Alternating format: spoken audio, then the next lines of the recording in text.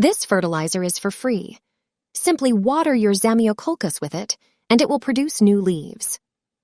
Although this plant is easy to maintain, the emergence of new shoots is not a common occurrence. If you want to see young leaves, ensure proper nutrition for your Zamioculcas.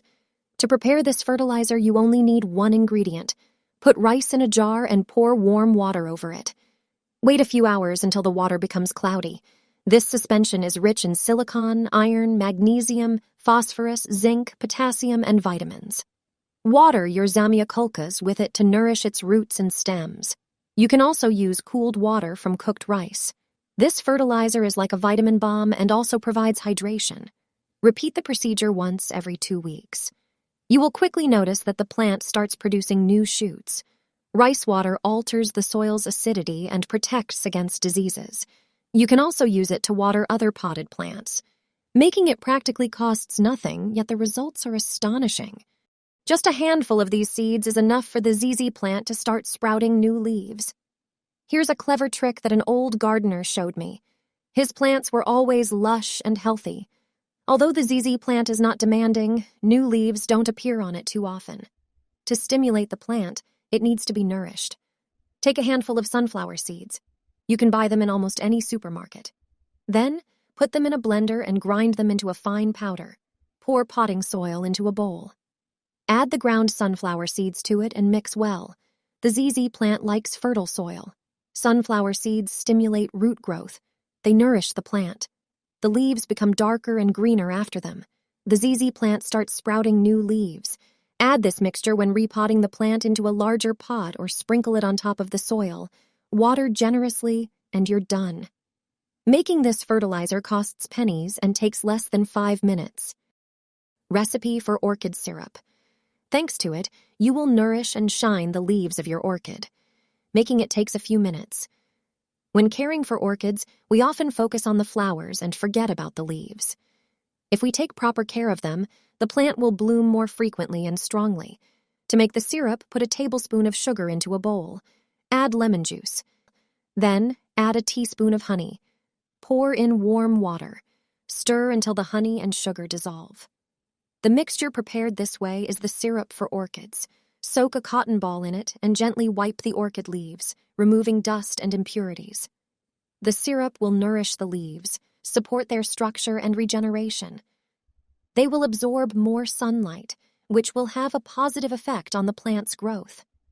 This recipe is a great alternative to chemical shine-enhancing products that can be bought in gardening stores. Put it into mole tunnels, and the voles will quickly disappear from your garden. Moles can cause serious damage to plants even in one night. Here are natural ways to keep them away. Moles do not inhabit houses or basements. They only forage in the garden in the evening and at night. Their presence is indicated by the holes for their tunnels in the ground. They dig tunnels underground like moles. Moles eat seeds, nibble on plant roots, flower bulbs, and even the bark of young trees. The first method involves walnut leaves. Simply pick fresh leaves and insert them into the mole holes. Walnut leaves contain juglone, a substance that repels mammals. You can also insert black elderberry twigs into the holes dug by moles.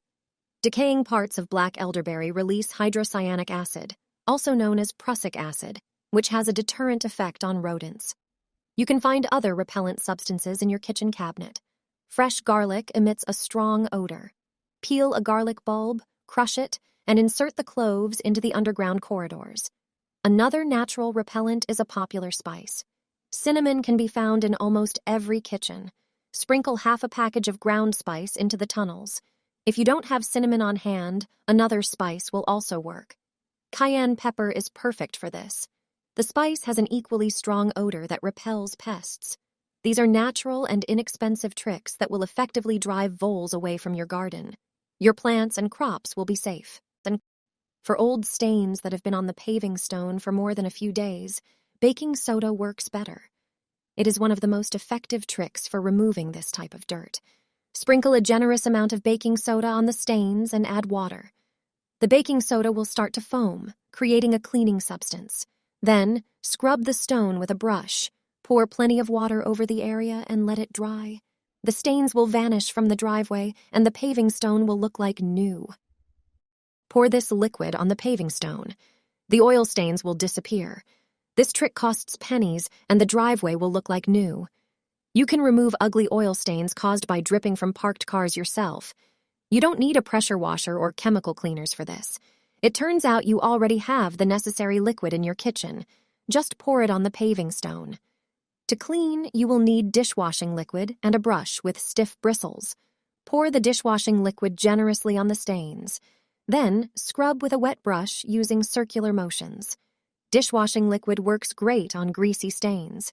It is inexpensive and readily available. Add some water and scrub thoroughly. After a few minutes, the stain will start to disappear. Finally, rinse with water generously and you're done. Cheap fertilizer for tomato seedlings. Making it costs less than $1.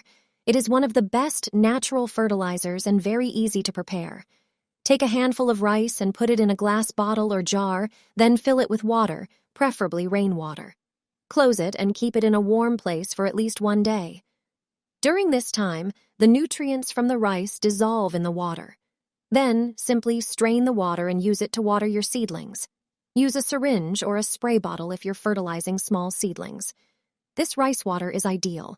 It contains plenty of phosphorus, magnesium, silicon, and iron. Thanks to it, plants are stronger and healthier, more resistant to diseases and adverse conditions. Seedlings grow faster, roots are strong, and the yields will definitely be better than in previous years. It's the perfect fertilizer for just a few cents. If you already have tomato seedlings in the ground, simply water them regularly with this water. Always before planting tomatoes in the ground, I put this in the soil. Thanks to this method, tomato yields are bigger and healthier. It's time to plant tomatoes in the ground, but before you do that, prepare the soil. Just add these ingredients to make the vegetables grow healthier. In this video, I will show you the best method for preparing your crops. I dig a hole where I will plant the grown tomato seedling. I never throw away ash during the winter season.